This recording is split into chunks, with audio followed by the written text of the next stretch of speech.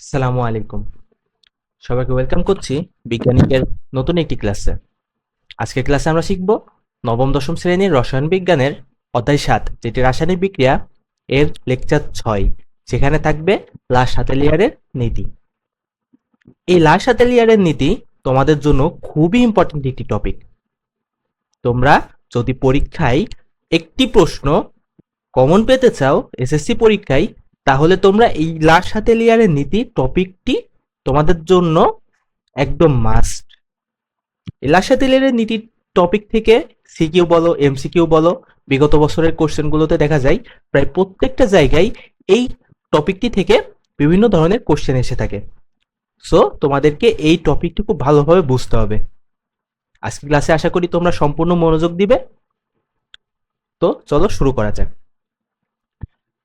প্রথমেই আমরা এই লা-শাতেলিয়ারের নীতি, এই লা-শাতেলিয়ারের নীতিটি কি বলে আমরা একটু চলো এটা একটু দেখে নেই। এই নীতিটি বলে যে কোনো বিক্রিয়া সাম্যাবস্থায়, আচ্ছা আমরা ওয়ার্ড বাই ওয়ার্ড যাব। আমরা প্রথমে একটু এই সাম্যাবস্থা বিষয়টা একটু ক্লিয়ার হই। আচ্ছা, এই সাম্যাবস্থা জিনিসটা কি ভাইয়া, একটু দেখো। তোমরা উভমুখী বিক্রিয়া পড়েছো নিশ্চয়ই। আমরা বিগত ক্লাসগুলোতে উভমুখী বিক্রিয়া সম্পর্কে একটা সম্মুখ ধারণা দেওয়ার চেষ্টা করেছি। তোমরা বিগত ক্লাসগুলো দেখে নিবে যদি উভমুখী বিক্রিয়া না বুঝো।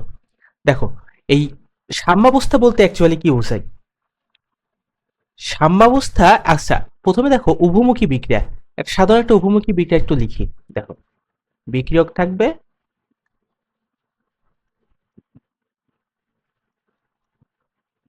বিক্রিয়ক থাকবে, বিক্রিয়ক থেকে উৎপাদে পরিণত হবে। এট দ্য সেম টাইম উৎপাদ থেকেও বিক্রিয়কে পরিণত হতে থাকবে। এটা হচ্ছে কি একটা উভমুখী বিক্রিয়া। এখন এই উভমুখী বিক্রিয়ায় তোমার বিক্রিয়ক থেকে যখন উৎপাদে পরিণত হচ্ছে, এটাকে কি বিক্রিয়া বলছিলাম আমরা, মনে আছে? এক্স্যাক্টলি, সম্মুখমুখী বিক্রিয়া, ঠিক আছে, বা সম্মুখবর্তী বিক্রিয়া। আর উৎপাদ থেকে বিক্রিয়কে উৎপন্ন হওয়ার যে বিক্রিয়াটা, এই বিক্রিয়াকে বলা হতো পশ্চাৎমুখী বিক্রিয়া। বুঝতে পারছো?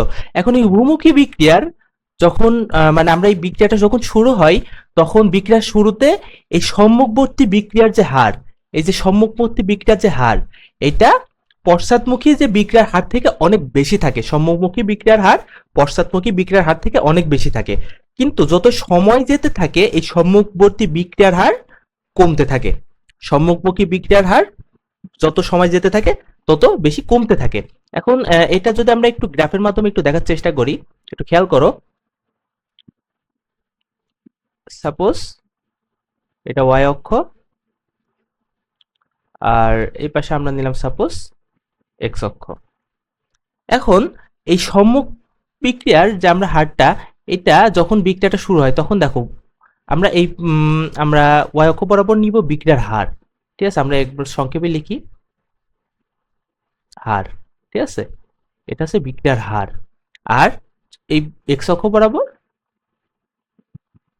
সময়। এখন প্রথম দিকে একদম শুরুতে সম্মুখী বিক্রিয়ার এই হারটা অনেক বেশি থাকে। এখন এই সম্মুখী বিক্রিয়া যত সময় যেতে থাকে, যত সময় যেতে থাকে এই সম্মুখী বিক্রিয়ার হার কমতে থাকে। একটা সময় এসে একটা স্টেবল পয়েন্টে আসে। ঠিক আছে, দেখো প্রথম দিকে কিন্তু অনেক বেশি ছিল, উপরের দিকে যেহেতু প্রথম দিকে অনেক বেশি ছিল, যত সময় যাচ্ছে তত বিক্রিয়ার হারটি কমছে। আবার শুরুতে এই বিপরীত বিক্রিয়া বা পশ্চাৎমুখী বিক্রিয়ার হার একদমই কম থাকে, কিন্তু যত সময় যায় এই পশ্চাৎমুখী বিক্রিয়ার হারও বাড়তে থাকে। বাড়তে বাড়তে একটা সময় এই দুইটা একদম সেম হয়ে যায়। দেখো প্রথম দিকে অনেক কম থাকে, পরের দিকে আস্তে আস্তে এটা আর সম্মুখী বিক্রিয়ার এই হারটা একদম সমান হয়ে যায়। ঠিক আছে, এটা হচ্ছে সম্মুখমুখী, ঠিক আছে, এটা হচ্ছে সম্মুখী বিক্রিয়ার হারের লেখচিত্র, আর এটা হচ্ছে পশ্চাৎমুখী। ঠিক আছে, এখন এই যে এই যে পয়েন্টটা আইসা, এই যে এই পয়েন্টটাতে আইসা তখন কি হইতেছে, এই পয়েন্টে তোমার বিক্রিয়ার সম্মুখী বিক্রিয়ার হার এবং পশ্চাৎমুখী বিক্রিয়ার হার কি হয়ে যাচ্ছে, সমান হয়ে যাচ্ছে। ঠিক আছে, তখন না সম্মুখমুখী বিক্রিয়া কিছুটা মানে অল্প সামান্য, একদম সামান্য, এটা না ধরা মানে এটা একদম জিরো বললেই ভুল হবে না। ঠিক আছে, এখন এই সম্মুখমুখী বিক্রিয়ার হার পশ্চাৎমুখী বিক্রিয়ার হার এটা সমান হয়ে যায়। ঠিক আছে, এখন বিক্রিয়ক থেকে উৎপাদে খুব কম পরিমাণ উৎপন্ন হয়, উৎপাদ থেকে বিক্রিয়কেও খুব কম পরিমাণ উৎপন্ন হয়। ঠিক আছে, এখন এই বিক্রিয়ার হারটাই যে এই পয়েন্টটা এসে সমান হয়ে যাচ্ছে। ঠিক আছে, এই যে এই পয়েন্টটা থেকে আমরা এই যে এই অবস্থাটাকে আমরা বলবো সাম্যাবস্থা। ঠিক আছে, এখানে কিন্তু উভয় বিক্রিয়ার হার সমান। ঠিক আছে, উভয় বিক্রিয়ার হার সমান। আমরা এই যে এই পয়েন্টটাকে আমরা বলতেছি সাম্যাবস্থা। ক্লিয়ার বিষয়টা?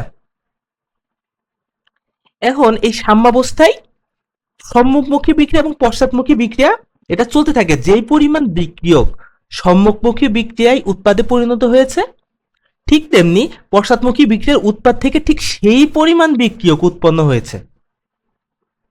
বুঝতে পারছো?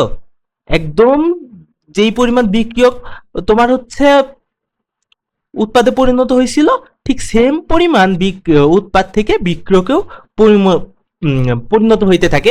এটা কি অবস্থায়? সাম্যাবস্থায়। বুঝতে পারছো ভাইয়া?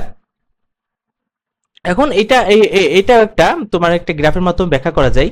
আমরা যদি একটু গ্রাফটা একটু দেখার চেষ্টা করি, সাপোজ ধরো যে এটা y অক্ষ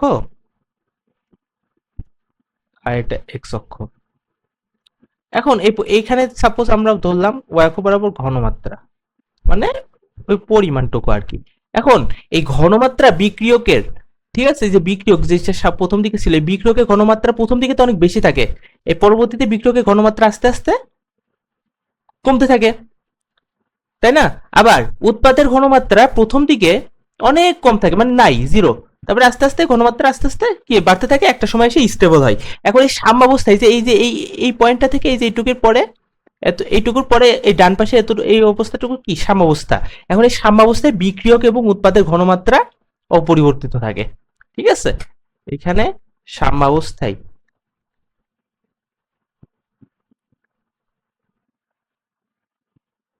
ঠিক আছে বিক্রিয়ক ও উৎপাদ এর ঘনমাত্রা অপরিবর্তিত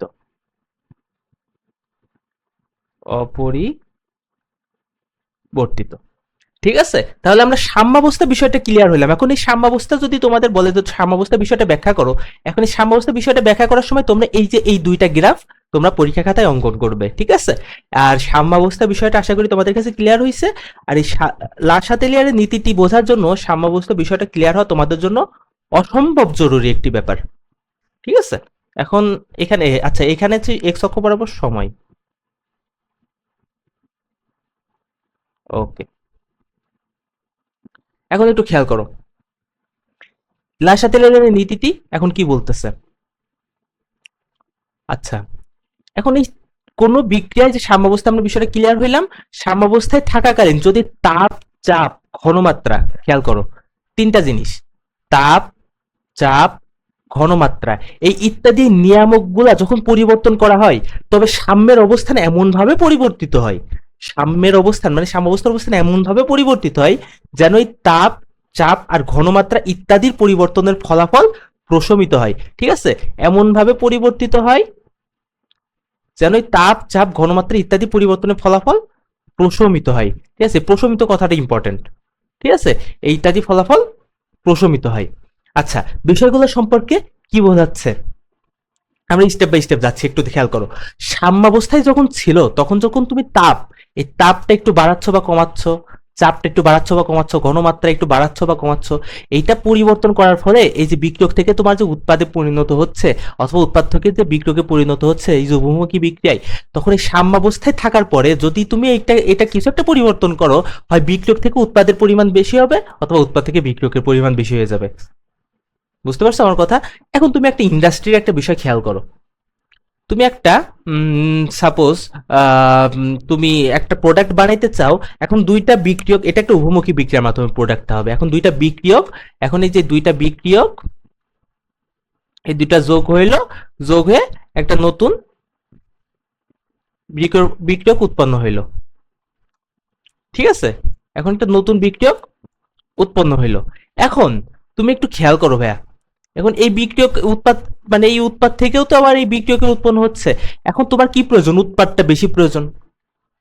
ঠিক আছে, তুমি কি চাবা? তো আমার যে উৎপাদটা আছে, আমার যেটা টার্গেট, ওইটা একটু বেশি বেশি উৎপন্ন হোক। এখন এই বেশি বেশি উৎপন্ন হওয়ার জন্য তোমার যখন বিক্রিয়ক থেকে উৎপাদের পরিমাণটা একটু বেশি করার প্রয়োজন হয়, তখন তোমার তাপ, চাপ, ঘনমাত্রা এটা নির্দিষ্ট পরিমাণে বাড়ানো কমানোর মাধ্যমে, এটা বিভিন্ন ক্ষেত্র বিশেষে নির্ভর করে, সেটা আমরা পরবর্তীতে আসতেছি। এটা বাড়ানো কমানোর মাধ্যমে তুমি কি করবা?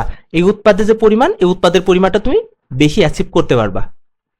এইখানেই তোমার লাসাতে লেয়ারের নীতিটি অনেক বেশি ইম্পর্টেন্ট। ঠিক আছে, এই লাসাতে লেয়ারের নীতিটি ব্যবহার করার মাধ্যমে তখন তুমি বিভিন্নভাবে এইটা তাপ, চাপ, ঘনমাত্রা ইত্যাদি পরিবর্তন করার মাধ্যমে তুমি কি করতে পারো? উৎপাদের পরিমাণ আরো বেশি করতে পারো, যাতে করে তোমার ইন্ডাস্ট্রিতে বা তোমার আশেপাশে যেই প্রোডাক্টগুলো আছে এই প্রোডাক্টগুলো বেশি উৎপন্ন করার মাধ্যমে তুমি লাভ অর্জন করতে পারো।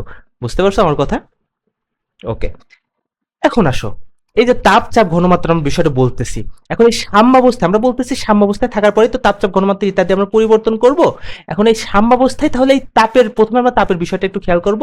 এই সাম্যাবস্থায় তাপের প্রভাবটা কি অ্যাকচুয়ালি, আমরা এটা একটু জানার চেষ্টা করব।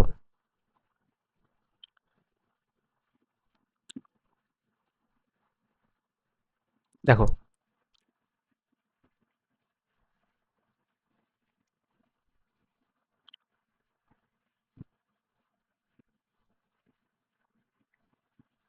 সাম্যাবস্থায় তাপের প্রভাব।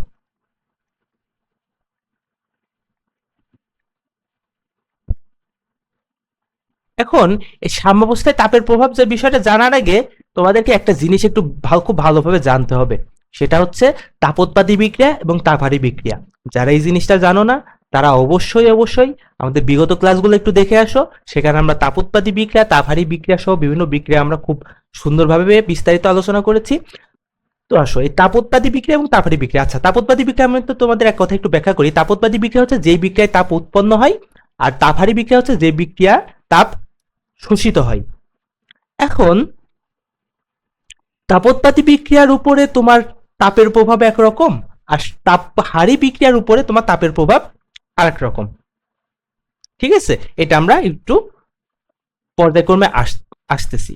একটা বিক্রিয়া তোমরা একটু খেয়াল করো, নাইট্রোজেন এবং একটা উপমুখী বিক্রিয়া, তিনটা হাইড্রোজেন অণু মিলে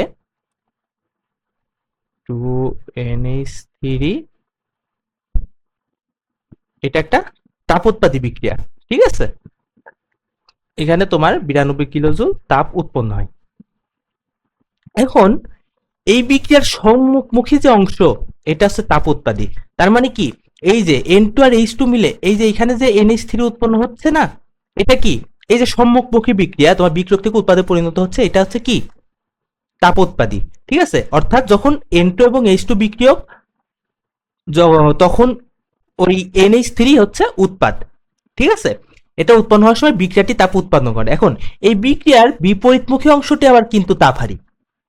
এটা যদি সম্মুখী যে বিক্রিয়া যদি তাপোৎপাদী হয়, তাহলে এই NH3 থেকে এই দুইটা যদি উৎপন্ন হয়, যখন ওই উভমুখী বিক্রিয়া, এটা যখন বিপরীতমুখী যে বিক্রিয়াটা, এটা যখন এই N2 এবং H2 এই বিক্রিয়ক উৎপন্ন হয়, তখন এটা হয়ে যাবে আবার তাপহারী, তখন হচ্ছে আবার তাপ শোষিত হবে। বুঝতে পারছো? অর্থাৎ NH3 কে ভেঙে যখন আমরা এই এই নাইট্রোজেন এবং হাইড্রোজেন উৎপন্ন করব, এই উৎপন্ন করার সময় তাপ হচ্ছে শোষিত হচ্ছে। কাজেই এর জন্য তাপ প্রয়োগ করতে হয়। ঠিক আছে, কারণ এটা তো তাপহারী বিক্রিয়া, তাই না? আচ্ছা, আমরা এখন যদি লাসাতেলের এই নীতিটা, এই লাসাতেলের নীতিটার যদি আমরা একটু প্রয়োগ করি, এই ভিত্তিতে আমরা কি দেখতে পাবো জানো? আমরা এই লাসাতেলিয়ারের নীতিটা আমরা এখন প্রয়োগ করে আমরা কি দেখতে চাচ্ছি, আমরা এখন একটা সাপোজ ধরো এই যে বহুমুখী বিক্রিয়া আমরা তাপ প্রয়োগ করলে কি হবে আর তাপ শোষণ করলে কি হবে, ঠিক আছে, সেটা একটা আমরা একটু দেখতে চাচ্ছি। এই যে লাসাতেলিয়ারের নীতিটা আমরা কি পড়ছিলাম, এখন এই লাসাতেলিয়ারের নীতিটা অনুযায়ী তাপ যদি প্রয়োগ করা হয় তাহলে তাপ বৃদ্ধিজনিত ফলাফল কি হবে, প্রশমিত হবে। আমরা লাস্টে একটা কথা বলছিলাম মনে আছে, যে একটু খেয়াল করো, এই যে এখানে দেখো আমরা যদি এমনভাবে পরিবর্তন করা হয় যেন তাপ চাপ ঘনমান ইত্যাদি ফলাফল কি হয়, প্রশমিত হয়। এখন আমরা যদি তাপ প্রয়োগ করি তাহলে তাপ প্রয়োগ করার ফলে কি হবে, তাপ প্রয়োগ করার ফলে ওই যে তাপ বৃদ্ধিজনিত যে ফলাফলটা আছে এটা কি হবে, প্রশমিত হবে, তাই না? এখন আবার যদি তাপ প্রয়োগ করা হয় তাহলে তাপ প্রয়োগ করা হলে তাহলে কি সম্মুখী তো আমাদের কি ছিল, তাপোৎপাদী বিক্রিয়া, এই তাপোৎপাদী বিক্রিয়াটি বৃদ্ধি পায়, তাহলে আরো বেশি তাপ উৎপাদিত হবে। বুঝতে পারছো আমার কথা? সম্মুখী যে বিক্রিয়া, যে নাইট্রোজেন এবং হাইড্রোজেন এই দুইটা মিলে NH3 উৎপাদন হয়েছিল না, এখন এই NH3 তোমার নাইট্রোজেন হাইড্রোজেন যখন উৎপন্ন হয়েছিল তখন এটা কি বিক্রিয়া ছিল, তাপোৎপাদী বিক্রিয়া ছিল না।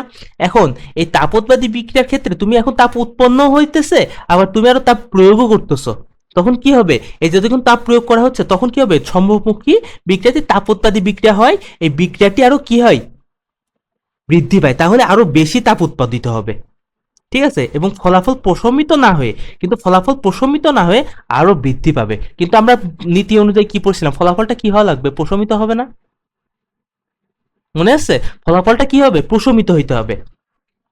আবার যদি বিপরীতমুখী তাপহারী বিক্রিয়াটি, এই বিপরীতমুখী যে বিক্রিয়াটা এটা তো তাপহারী বিক্রিয়া ছিল, এই বিপরীতমুখী তাপহারী বিক্রিয়াটি বৃদ্ধি পায় তাহলে সেটি তাপ শোষণ করে, ঠিক আছে, তাহলে তাপ বৃদ্ধিজনিত ফলাফল, খুব খেয়াল করো আমরা কিন্তু তাপ এখানে প্রয়োগ মানে উৎপন্ন হইতেছিল, এখন তুমি আরো তাপ প্রয়োগ করলা, তাহলে কিন্তু তাপ প্রয়োগ করার ফলে তোমার হচ্ছে তাপ কি আরো বেশি উৎপন্ন হওয়ার কথা না, তুমি তাপ দিচ্ছ আরো তাপ প্রয়োগ করতেছো, মানে ওই যে তুমি তাপ প্রয়োগ করতেছো ওই তাপটা তো আরো অ্যাকচুয়ালি তো তোমার ওইখানে আছেই, প্লাস তোমার ওইখানে হচ্ছে যে তাপটা উৎপন্ন হয়েছিল ওইটাও আছে, তাহলে অ্যাকচুয়ালি তুমি আরো বেশি তাপ পাইতেছো, কিন্তু তুমি বিক্রিয়ায় এখানে সেটা ঘটবে না লাসাতেলিয়ারের নীতি অনুযায়ী, কারণ এখানে সেটা প্রশমিত হইতেছে না।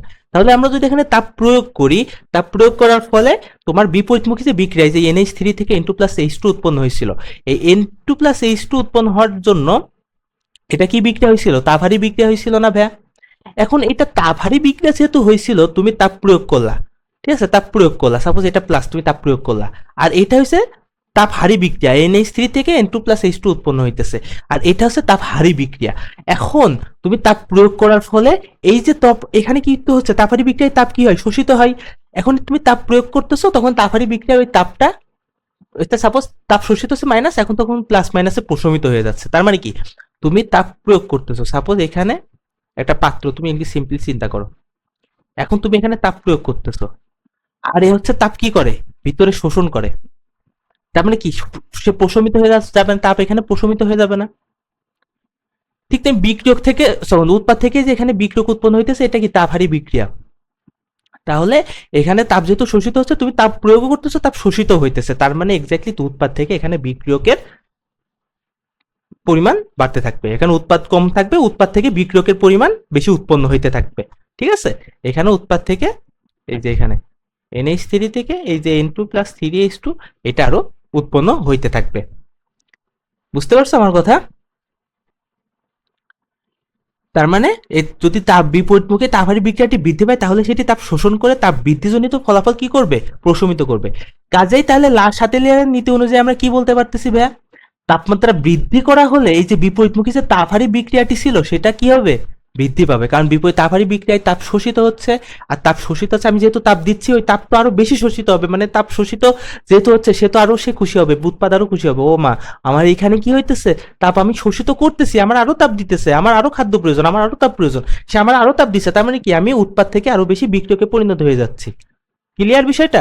তার মানে আমরা প্রথমে একটা জিনিস চেক দিব যে এটা তাপোৎপাদী বিক্রিয়া না তাপহারী বিক্রিয়া, যদি তাপোৎপাদী বিক্রিয়া হয় তার মানে সম্মুখমুখী বিক্রিয়াটি তাপোৎপাদী বিক্রিয়া আর বিপরীতমুখী বিক্রিয়াটি হবে তাপহারী বিক্রিয়া। এখন এই বিক্রিয়ায় যদি তুমি আবার তাপ প্রয়োগ করো তার মানে কি হবে, উৎপাদ থেকে বিক্রিয়কের পরিমাণ বাড়তে থাকবে, মানে উৎপাদ থেকে বিক্রিয়কের পরিমাণ মানে বিক্রিয়ক উৎপন্ন বেশি হইতে থাকবে, কারণ এটা হচ্ছে তাপহারী বিক্রিয়া, আর যেহেতু তুমি তাপ প্রয়োগ করতেছো ওই তাপটা ওরও ওইখানে শোষিত হয়ে যাচ্ছে। বুঝতে পারছো ভাইয়া?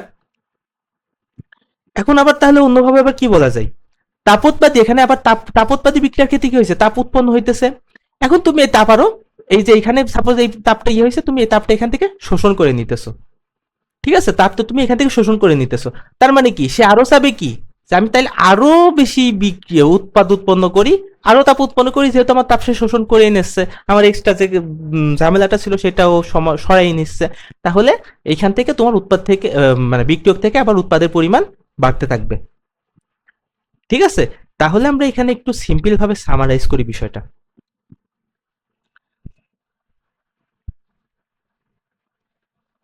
তাপোৎপাদী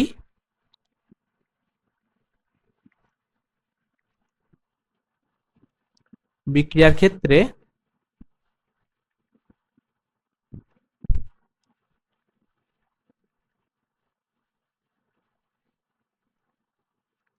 তাপোৎপাদী বিক্রিয়ার ক্ষেত্রে যদি তাপ প্রয়োগ করা হয়,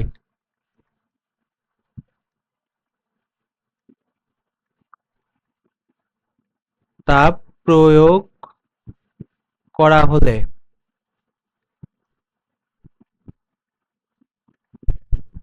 তাপ প্রয়োগ করা হলে বিক্রিয়কের পরিমাণ বাড়তে থাকবে। কারণ কি, পশ্চাৎমুখী বিক্রিয়াটি তাপহারী বিক্রিয়া ছিল, এখন তাপ প্রয়োগ করতেছো, তাপ ওইখান থেকে তাপ শোষণ করে নিয়ে যাচ্ছে। ঠিক আছে, তাপহারী বিক্রিয়ায় তাপ শোষিত হয়।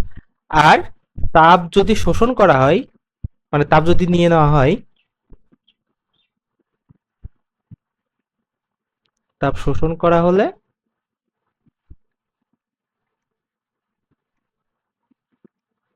উৎপাদের পরিমাণ বৃদ্ধি পায়।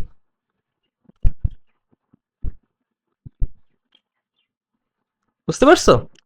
এখন তাহলে তোমাদের একটা সিম্পল কোশ্চেন করি ভাইয়া, এটা তো একটা তাপ উৎপাদী বিক্রিয়া, এই বিক্রিয়ায় তুমি NH3 অনেক বেশি বাড়াইতে চাও, তাহলে তুমি কি করবা, তাপের তুমি কি পরিবর্তন ঘটাবা, এক্স্যাক্টলি এখান থেকে তুমি তাপ শোষণ করে নিতে থাকবা। ঠিক আছে, তাহলে তোমার এইখানে কি হবে, উৎপাদের পরিমাণ বৃদ্ধি পেতে থাকবে। ঠিক সেম ভাবে আমরা সেম সিচুয়েশনটা আমরা কাজে লাগাবো যখন তাপহারী বিক্রিয়াটি ঘটে। তাপহারী বিক্রিয়াতে তোমাদের একটা উদাহরণ দিই, দেখো তাপহারী বিক্রিয়ার একটা উদাহরণ বলতে পারি আমরা, নাইট্রোজেন এবং অক্সিজেন, এটা দুইটা বিক্রিয়া করে কি উৎপন্ন করে জানো, নাইট্রাস অক্সাইড। এখানে তাপ শোষিত হয় কতটুকু জানো, -180 কিলোজুল। আচ্ছা, এটা কি একটা তাপহারী বিক্রিয়া। তাপহারী বিক্রিয়া বলতে কি বোঝাচ্ছে, মানে সম্মুখ যে বিক্রিয়াটা, সম্মুখমুখী বিক্রিয়াটা হচ্ছে তাপহারী, আর বিপরীতমুখী যে বিক্রিয়াটা বা পশ্চাৎমুখী যে বিক্রিয়াটা, এটা হচ্ছে তাপ উৎপাদী। এখন যেহেতু সম্মুখমুখী বিক্রিয়াটা তাপহারী, তার মানে কি, সে তাপ শোষণ করে।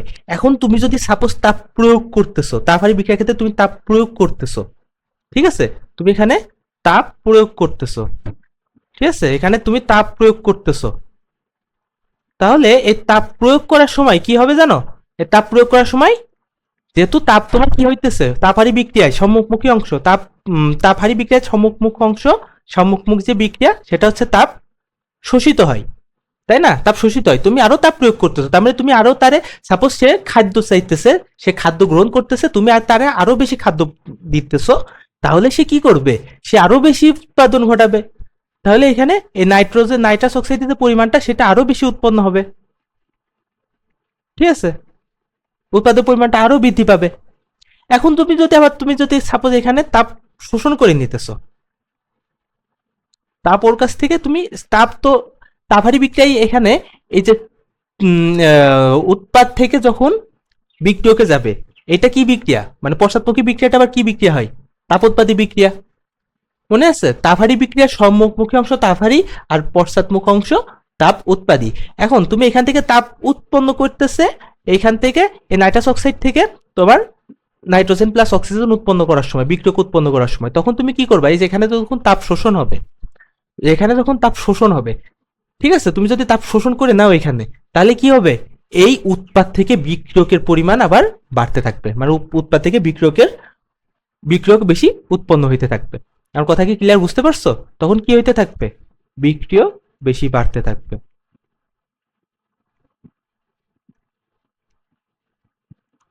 ঠিক আছে, তাহলে আমরা তাপ উৎপাদী বিক্রিয়া এবং তাপ হারি বিক্রিয়ার বিষয়টা একটু ক্লিয়ার হইলাম। দেখো, তাপ উৎপাদী বিক্রিয়ার ক্ষেত্রে যখন তাপ প্রয়োগ করা হলে বিক্রিয়ক বাড়তে থাকে,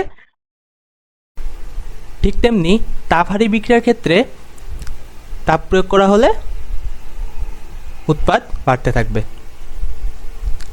বুঝতে পারছো ভাইয়া? আর তাপ শোষণ করলে বিক্রিয়ক বাড়তে থাকে, আর ওইদিকে তাপ শোষণ করলে উৎপাদ বাড়তে থাকবে। তাপ উৎপাদী বিক্রিয়ার ক্ষেত্রে তাপ যদি শোষণ করা হয় তাহলে উৎপাদ বাড়তে থাকবে।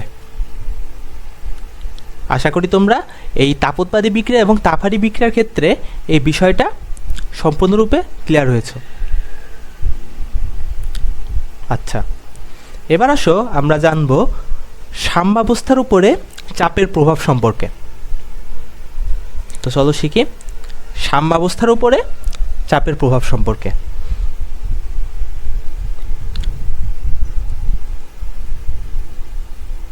সাম্যাবস্থার উপরে চাপের প্রভাব।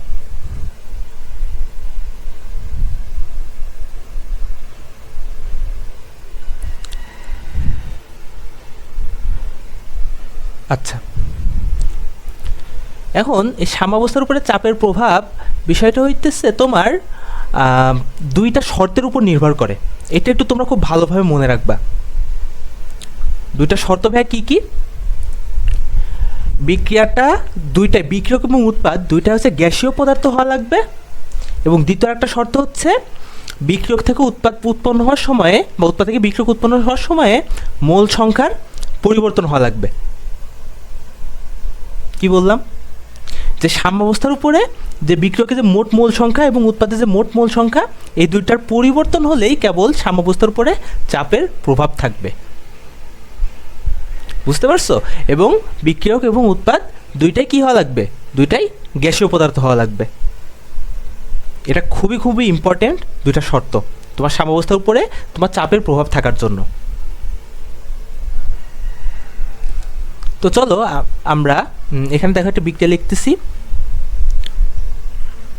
বিক্রিয়াটা খেয়াল করো, এটা একটা উভমুখী বিক্রিয়া। এখন এই বিক্রিয়াটা দুইটাই কি গ্যাসীয় পদার্থ, ঠিক আছে, মানলাম। এখন এখানে মোল সংখ্যা কত? নাইট্রোজেনের মোল সংখ্যা 1, হাইড্রোজেনের মোল সংখ্যা 3, এবং এখানে উৎপাদের মোল সংখ্যা হচ্ছে 2। আচ্ছা, একটু দেখো, এখানে লাল কালিতে মার্ক করে দেই। এখানে হচ্ছে নাইট্রোজেন মোল সংখ্যা 1, হাইড্রোজেন মোল সংখ্যা 3 এবং উৎপাদের মোল সংখ্যা 2। এখন টোটাল বিক্রিয়কের মোল সংখ্যা কত? 4। আর উৎপাদের মোল সংখ্যা কত? এখানে 2, তাই না? তার মানে কি এখানে কি হইতেছে? তার মানে কি এখানে কি হইতেছে ভাইয়া? যে বিক্রিয়কের টোটাল মোল সংখ্যা তো 4, তার মানে কি বিক্রিয়কের মোল সংখ্যা এবং উৎপাদের মোল সংখ্যা এখানে ভিন্ন, পরিবর্তন হয়ে গেছে। বিক্রিয়ক থেকে উৎপাদের মোল সংখ্যা ভিন্ন। তার মানে আমরা বলতে পারি এখানে কি চাপের প্রভাব থাকবে। এখন চাপের কেমন প্রভাব থাকবে এটা দেখার বিষয়। চলো এটা সম্পর্কে আমরা একটু জানার চেষ্টা করি। এখন লাসাতেলিয়ারের নীতি অনুসারে এই সাম্যাবস্থায় চাপ প্রয়োগ করলে চাপ বৃদ্ধিজনিত তো ফলাফল তো প্রশমিত হওয়ার কথা, প্রশমিত হইতে হবে। এখন একই আয়তনের মোল সংখ্যা বেশি হলে চাপ বেশি হয়, আর মোল সংখ্যা কম হলে কি চাপ কম হয়। সিম্পলভাবে চিন্তা করো যে একটা আয়তনে, মানে আয়তন একই জায়গা, মানে অনেক বেশি তোমার মোল সংখ্যা আছে, ঠিক আছে, তখন ওইখানে কি জায়গাটার চাপ বেশি হবে। আর যখন মোল সংখ্যা কম হয় তাহলে চাপ কম হবে। এখন এই উভমুখী বিক্রিয়ার বাম দিকে যে গ্যাসীয় পদার্থের মোল সংখ্যা এটা কি বেশি। আচ্ছা, তুমি এখানে একটা বিষয় একটু খেয়াল করো। সাপোজ এখানে বাংলাদেশের মানচিত্র, বাংলাদেশে একটা ছোট্ট জায়গা, বাংলাদেশের ছোট্ট জায়গায় অনেক বেশি মানুষ, কিন্তু রাশিয়া অনেক বড় জায়গায় কিন্তু অনেক কম মানুষ। তার মানে কি বাংলাদেশের ছোট্ট জায়গায় কি চাপ বেশি, তাই না? এখন চাপ যদি তুমি এখানে বেশি প্রয়োগ করো, তার মানে কি বেশি মানুষজন কি করবে? রাশিয়াতে চলে আসবে। বুঝতে পারছো? তখন কি মানে চাপ প্রয়োগ করলে মানে বেশি মোল সংখ্যা থেকে কি হইতেছে, মানে বেশি মানুষজনের জায়গা থেকে কম মানুষজনের জায়গায় মানুষ চলে যাইতেছে চাপ প্রয়োগ করার ফলে। কথা কি বুঝতে পারছো? ঠিক সেম কাহিনী এখানেও ঘটবে। ঠিক আছে, এখানেও কি টোটাল মূল সংখ্যা এখানে 4টা ছিল, এখানে চাপ বেশি ছিল, এখানে তো তুমি আবার বেশি চাপ প্রয়োগ করো, তাহলে কি বেশি মূল সংখ্যা থেকে কম মূল সংখ্যার দিকে বিক্রিয়াটা কি করবে, ধাবিত হইবে। তাহলে চাপ বৃদ্ধিজনিত ফলাফল প্রশমিত করার জন্য বিক্রিয়াটির গ্যাসীয় উপাদান বেশি মোল থেকে কম মোলের দিকে যেতে হবে। অর্থাৎ বিক্রিয়ার সম্মুখমুখী যে অংশটি এটা বৃদ্ধি পেয়ে এবং N2 এবং H2 বিক্রিয়া করে এখানে এই বিক্রিয়ার ক্ষেত্রে NH3 কী করবে, বেশি উৎপন্ন করবে। আমার কথা কি বুঝতে পারছো? নাইট্রোজেন এবং হাইড্রোজেন এই দুইটা বিক্রিয়া করে এখানে যেহেতু দুইটা বেশি মূল সংখ্যা তুমি চাপ প্রয়োগও করতেছো, চাপ প্রয়োগ করার ফলে এখানে অ্যামোনিয়া বেশি উৎপন্ন হবে। ঠিক আছে, এখানে নাইট্রোজেন এবং হাইড্রোজেন এই দুটো বিক্রিয়া করে অ্যামোনিয়া এখানে বেশি উৎপন্ন করবে। তাহলে কাজে কি বলা যায় যে সাম্যাবস্থায় চাপ কমিয়ে দিলে এখন এই সাম্যাবস্থায় এখন যদি তুমি চাপ কমায় দাও, ঠিক আছে, তাহলে লাস্ট হাতের লেয়ারের নীতি অনুযায়ী কী হবে, চাপ হ্রাসজনিত ফলাফলটা প্রশমিত হওয়ার কথা। তাহলে চাপ বাড়ানোর জন্য কি হইতেছিল, চাপ বাড়ানোর জন্য বিক্রিয়ক থেকে উৎপাদের পরিমাণ মানে বেশি মোল থেকে এক কথায় কম মোলের দিকে বিক্রিয়াটা ধাবিত হইতেছিল। এখন তুমি চাপ হ্রাস করতেছো, তাহলে কি হবে ভাইয়া, কম মোল থেকে বেশি মোলের দিকে বিক্রিয়াটা ধাবিত হবে। বুঝতে পারছো? তাহলে আমরা এক কথায় লিখতে পারি এখানে যদি চাপ কমানো হয়, তাহলে চাপ যদি কমানো হয় তাহলে উৎপাদ থেকে কি হবে, মানে কম মোল থেকে, আচ্ছা এখানে দুঃখিত, এখানে বিক্রিয়ক না লিখি আমরা, একটু দেখো,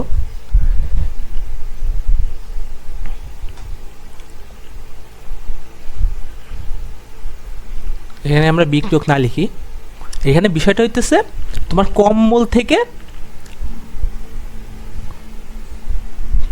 থেকে বেশি মোলের দিকে বিক্রিয়াটা ধাবিত হবে। বেশি মোল, আর যদি চাপ কমায় দাও মানে চাপ বাড়াও এই বিক্রিয়া ক্ষেত্রে, মানে বহুমুখী বিক্রিয়ার ক্ষেত্রে, তাহলে বেশি মোল থেকে কম মোলের দিকে বিক্রিয়াটি ধাবিত হবে।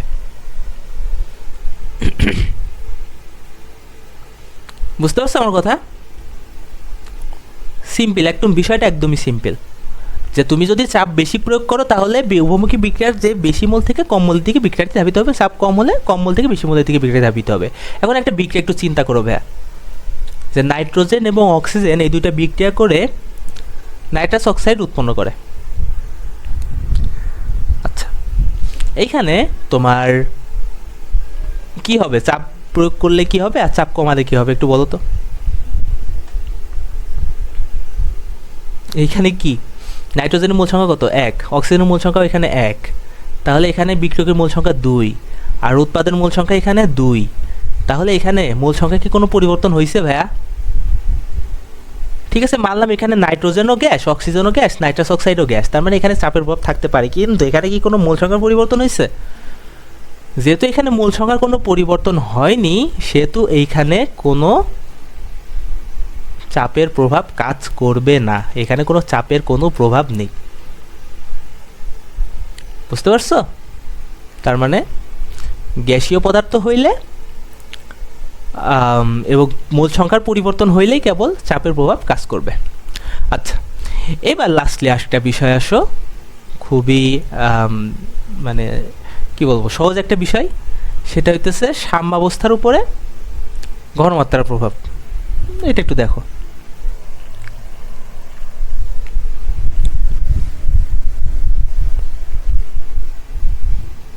সাম্যাবস্থায় ঘনমাত্রার প্রভাব।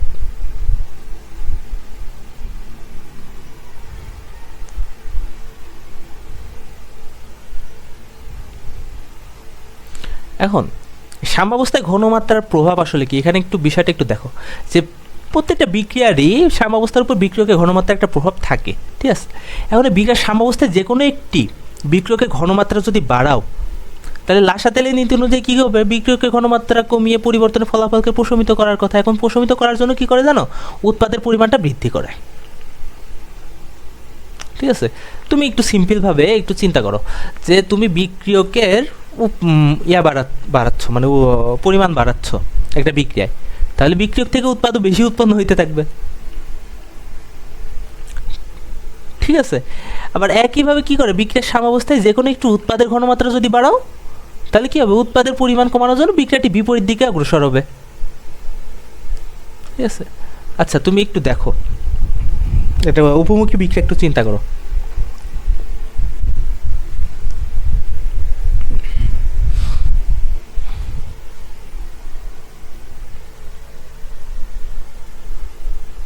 বিক্রিয়ক উৎপাদ,